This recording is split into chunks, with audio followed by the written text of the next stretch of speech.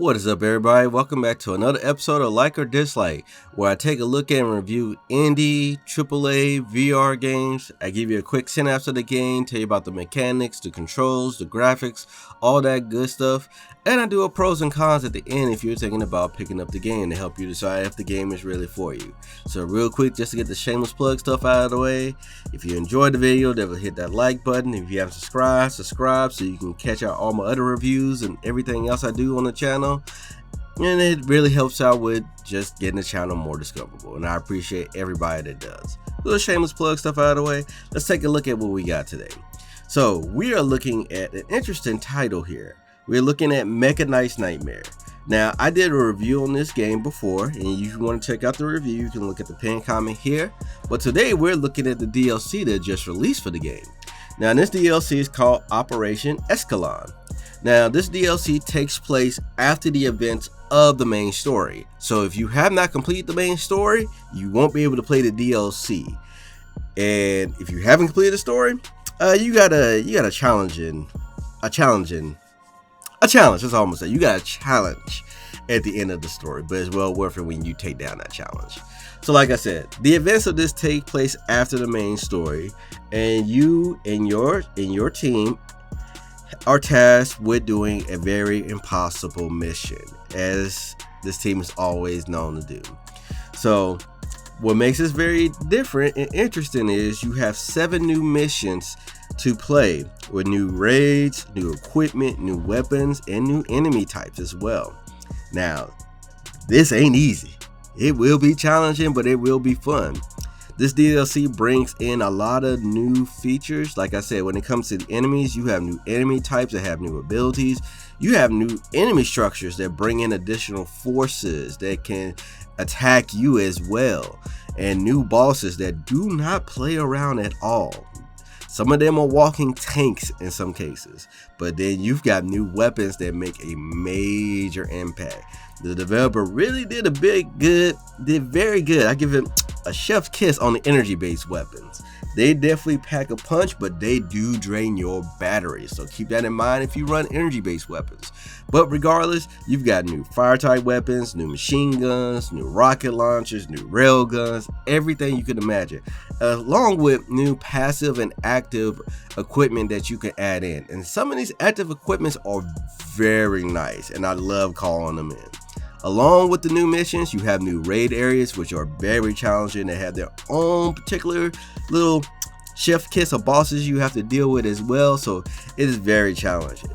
Now, it took me roughly 5 hours to complete this DLC, and that was pushing through it, honestly. Like, the missions do get tougher, but the variety of trying to get the different weapons, trying them out, because I did 2 raids, and I could have probably went longer in the raids, but I was grinding to get money, because as long as with upgrading your mech like you did in this one, you could actually upgrade your allies, which I thought was a very, very, very nice touch. So you upgrade your allies so they can fight harder, they have stronger armor, better weapons, and I thought that was a nice touch along with upgrading your mech. So overall, if you enjoyed the game, I recommend you pick up the DLC. It definitely adds another level of difficulty and fun to the game. So with that said, let's take a look at the pros and the cons. So the first pro, definitely you have more variety of weapons. And who wouldn't want more variety of weapons in a mech game? With more body parts, more abilities, more weapons, more variety of weapons, it's always a good thing.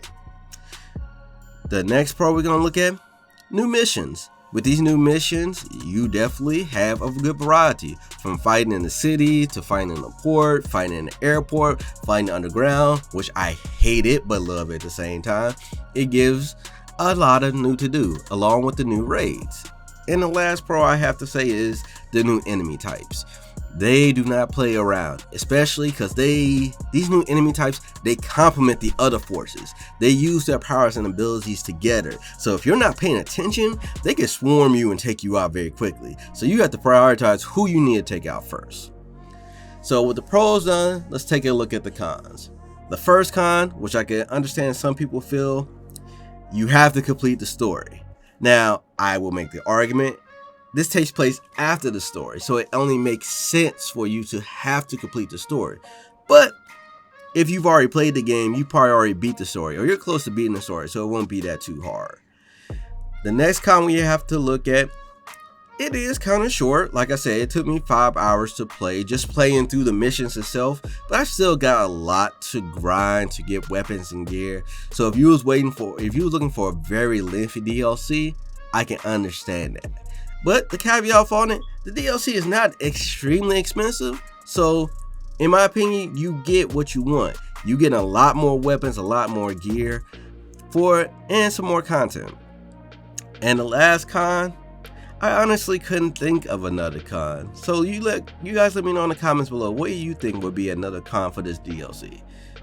Because overall, in my opinion, I think the DLC did a very good job.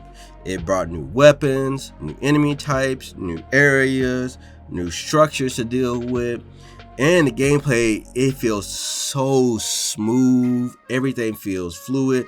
I'm running a keyboard and mouse and everything is just going crazy. Even though sometimes I call in some support when I'm not supposed to, but that's just the height of the battle. But that's just my thoughts on the DLC. Let me know how you guys feel about it. And as always, if you guys, like I said, if you enjoyed the video, hit that like button. If you want to check out any other reviews I do, you can check them out in my list I have for all my reviews.